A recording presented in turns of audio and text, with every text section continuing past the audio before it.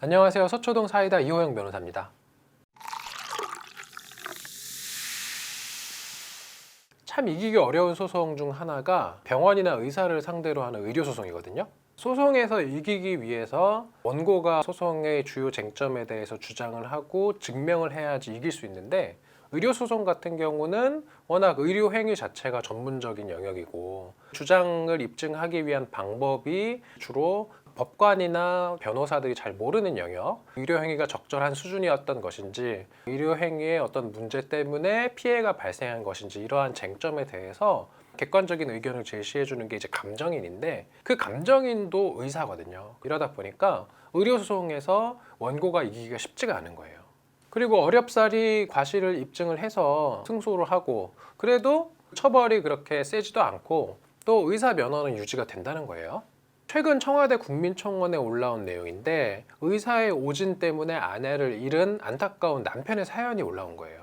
36세의 건강한 아내가 제왕절개로 아이를 낳은 이후에 갑자기 얼굴과 몸이 막 부어올라서 진단을 받았는데 혈액암 초기다, 항암 치료를 권유를 했고, 심지어 그 과정에서 회당 600만 원이라는 고가의 약을 총 4차례나 맞았다는 거죠. 항암 치료라는 것이 몸에 대단히 부담이 되는 거예요. 그래서 이렇게 항암 치료를 받으면서 원래 건강했던 산모가 몸무게가 무려 37kg까지 빠졌다는 거예요. 심지어 제대로 걷지도 못하는 그런 상황이 됐고, 너무 아내의 상태가 안 좋아지니까 남편이 병원을 옮겼는데, 그 옮긴 병원에서 충격적인 진단을 받은 거예요. 혈액암 초기가 아니라 바이러스 감염이었다는 거예요.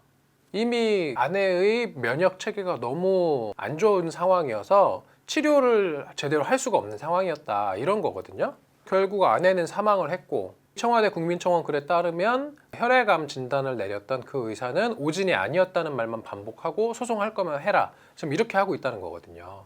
이 의료 분쟁을 해결하는 여러 가지 방법이 있어요. 먼저 병원이나 의사 측과 합의 보는 방법이 있고, 그 다음에 한국의료분쟁조정중재원에 조정 신청 내지는 중재 신청을 해서 사건을 해결하는 경우도 있고, 이것도 안 되면은 이제 소송으로 가는 건데, 소송이 쉽지가 않다는 거죠. 의료소송과 관련해서 중요한 거는 뭐냐면요, 의무기록 사본을 빨리 확보하는 게 중요해요. 의무기록을 분석을 해서 의사의 의료 과오가 있었는지를 이제 검토를 해서 소송을 진행하게 되는 것이고, 또 필요하다면은 환자의 신체를 직접 감정하기도 해요. 법원에서 지정한 병원이나 의사에게 환자를 보내서 신체를 또 진찰을 하게 해서 신체상에 어떠한 피해가 발생했는지 입증하게 되거든요. 2014년에 있었던 신해철 씨 사망 사건, 진짜 안타까운 죽음이었는데, 이 신해철의 수술을 집도한 의사 같은 경우는 과실이 인정됐어요. 신해철 씨는 의사로부터 장협착 수술을 받았는데, 이 수술 과정에서 심낭에 천공이 생겼다는 거예요. 근데 이 구멍이 난 걸 의사가 모르고 그냥 봉합을 한 거죠. 신해철 씨가 수술 이후에 극심한 통증과 구토, 이상 증상을 호소했는데도 의사가 아무런 조치를 취하지 않았다는 거예요. 퇴원했다가 상태가 급격히 악화돼서 다시 병원으로 왔을 때는 돌이킬 수 없는 상황이었던 거죠. 그래서 결국 신해철 씨가 사망을 했고, 신해철 씨를 담당했던 의사는 업무상 과실치사와 의료법 위반 등의 혐의로 징역 1년을 받고 의사 면허가 정지됐어요. 근데 말 그대로 의사 면허 정지됐다는 건 뭔지 알죠? 다시 의사 일을 할 수 있다는 거예요. 잠깐 정지됐던 것이고. 이 사건을 계기로 신해철법이 통과가 됐어요. 의료기관이 동의하지 않더라도 의료분쟁조정중재원의 조정 절차를 진행할 수 있는 거예요. 근데 안타까운 거는 신해철 씨를 사망하게 만든 이 의사가 그 이후에도 계속 집도를 했다는 거죠. 병원 이름만 바꿔서 새 병원을 개업하고 2016년에 외국 사람에게 위소매 절제 수술을 집도했다가 그 후유증으로 또 사망해요. 의사가 살인이나 강도, 성폭행 같은 중범죄를 저질러서 금고 이상의 실형을 선고받아도 면허 취소가 안 된다는 거예요.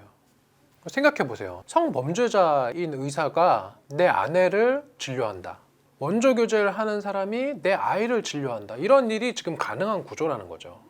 실제로 산부인과 진료를 하기 위해서는 성기를 보고 만지고 막 해야 되는데, 그게 성범죄자면 어떻게 하겠어, 이거를. 어떠한 케이스들이 있냐면 12년 동안 간호조무사를 성폭행하고 알몸을 막 불법 촬영한 이런 의사는 징역 1년 받고 지금도 같은 병원 의사로 일을 하고 있다는 거예요. 수면 내시경을 받는 여성 환자를 성폭행한 의사는 징역 7년을 살았는데 지금도 의사 일을 하고 있다는 거예요.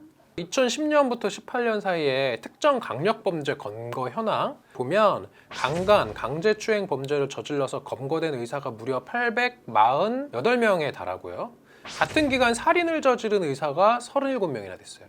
근데 최근 5년간 살인, 성범죄를 저지른 의료인에 대한 면허 취소는 단 한 건도 없다는 거예요. 2012년에는 어떤 일이 있었느냐? 내연녀에게 마취제를 과다 투여해서 숨지게 하고 그 사체를 유기한 산부인과 의사 징역 1년 6월을 살고 의사 면허가 취소됐었는데 의사 면허를 다시 교부받고 의사로 활동하고 있다는 거예요. 오죽하면 의사 면허 재취득이 운전 면허 재취득보다 쉽다는 말이 있다는 거예요. 이렇게 위험한 사람들이 계속 의사 활동을 하고 있고 그걸 환자들은 알 길이 없는 거죠. 중대한 범죄를 저지른 의사의 자격 박탈과 관련된 의료법을 개정해야 된다. 이러한 국민 청원에 대해서 무려 36만 명 이상이 동의를 했고, 진짜 우리가 문제 삼는 거는 환자 상대로 성범죄 저지르고 이런 의사들은 자격을 유지시킬 이유가 없는 건데, 그러한 국민들의 요구를 적절하게 반영을 해서 의료법을 좀 개정해야지 이렇게 계속 반대하고 통과가 안 되고 이런 건 진짜 좀 문제가 있어 보이는 거예요. 환자가 자신의 몸을 의사한테 맡길 때는 그만큼 의사의 실력, 품성을 믿고 맡기는 거거든요. 그러한 실력과 덕성을 가진 사람이 의사를 해야죠.